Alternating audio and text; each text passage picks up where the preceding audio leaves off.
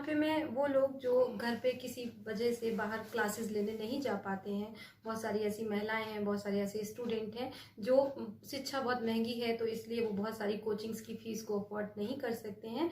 तो उन सब परेशानियों को समझते हुए मैं निःशुल्क कक्षाओं का प्रबंध करती हूँ जो ऑनलाइन माध्यम से संचालित होती हैं, जिसमें मेरा एप्लीकेशन भी है, वहाँ से भी देखते हैं बच्चे और यूट्यूब से भी क्लासेस को डेली वो देख सकते हैं। इससे सबसे बड़ा फायदा ये होता है कि बच्चे के घर तक जो पहुंच है वो बहुत आसानी से हो जाती है। इस समय में जो कोरोना का समय आया तो ऑनलाइन शिक्षा बहुत अच्छा विकल्प बन के सामने आई है, तो ये घर घर तक पहुंच रही है और इससे बड़े पैमाने पे लोग लाभ भी उठा रहे हैं। क्या कहेंगे, जिस तरीके से आपने भी कई डिग्रियां ली होंगी और आज समय में तमाम जो यूथ हैं वो डिग्रियां ले रहे हैं, लेकिन जो सरकारी नौकरी के लिए भागम भाग मची हुई है, तो अगर उससे अलग हट के लोग कुछ करना चाहें तो उनके लिए क्या कहेंगे, कैसे कर सकते जी, हैं? देखिए पारंपरिक जो सोच हुआ करती थी उसमें ये था कि बच्चा बस बीए करता था, एमए करता था और उसको बस कैसे भी सरकारी नौकरी चाहिए थी। तो पहले का जो ध्येय होता था कि बस जीवन में सरकारी नौकरी पाना ही एकमात्र लक्ष्य हुआ करता था। अब उस तरह की सोच में बहुत परिवर्तन आया है। मेरी सरकारी नौकरी लगी पर मैंने ज्वाइन नहीं किया क्योंकि मेरे ऊपर एक बहुत बड़ी जिम्मेदारी है, क्योंकि मैं यहाँ बहुत सारे बच्चों को, मेरे पास बहुत बच्चे हैं जिनको मैं शिक्षित करती हूँ और उसका जो माध्यम है वो ऑनलाइन है। तो ये जो तरीका है पढ़ाने का बहुत नया है अपने आप में। शुरुआत में लोग इस तरह की चीज़ों पे भरोसा नहीं करते थे, पर धीरे धीरे जब बहुत ज़्यादा सिलेक्शन हुए तो लोगों का भरोसा बढ़ा है। तो आज करियर के विकल्प के रूप में सिर्फ सरकारी ही नौकरी की प्राथमिकता नहीं रह गई है। आजकल लोगों की सोच में बदलाव आया है और वो तरह तरह के कई सारे करियर ऑप्शन को देखने लगे हैं।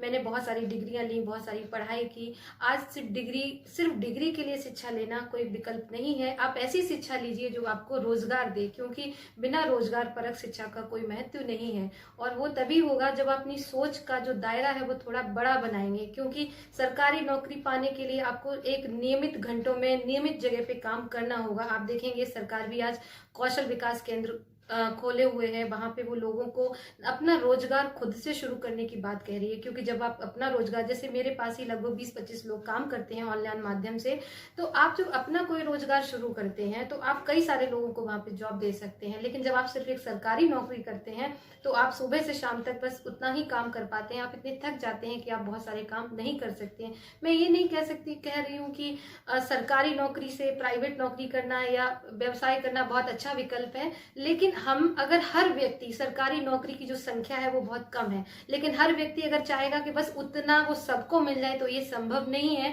और हम बस प्रयासरत लगे रहते हैं और एक समय आ जाता है कि 35 की ईयर के बाद, 40 ईयर के बाद जब हमें सरकारी नौकरी नहीं मिलती है तो आप देखेंगे कि लोगों में आत्महत्या की प्रवृत्ति बढ़ी है। लोग डिप्रेशन में जा रहे हैं क्योंकि उनको नौकरी नहीं मिलती, उनका जो ध्येय था वो पूरा नहीं होता है। तो इसलिए आप सरकारी नौकरी की तैयारी करिए, लेकिन कैरियर के विकल्प के रूप में अपने पास एक दूसरा विकल्प जरूर रखिए जिससे आपको जीवन में हताश नहीं होना पड़े। इसे हम 2 पार्ट्स में डिफाइन करते हैं एनालिसिस। तो पेडागोजी का जो मतलब है वो है साइंस ऑफ टीचिंग। बहुत पहले तक 19वीं सेंचुरी से पहले क्या है कि आर्ट ऑफ टीचिंग है। तो आज के टाइम पे पेडागोजी जो शब्द है वो यूज किया जाता है science and art of teaching के लिए, जिसमें हम एक छोटे बच्चे को किस मेथड के द्वारा पढ़ाएंगे, उसको हम कैसे पढ़ा रहे हैं, एंड्रोगॉजी की बात करते हैं। तो how to lead a adult, that's called andragogy. So pedagogy है वो विश्लेषण, जिसको हिंदी में बोलते हैं कि छोटे छोटे कंपोनेंट, किसी भी चीज को पढ़ने से पहले, बच्चे को पढ़ाने से पहले हम उसको छोटे छोटे पार्ट्स में डिवाइड की।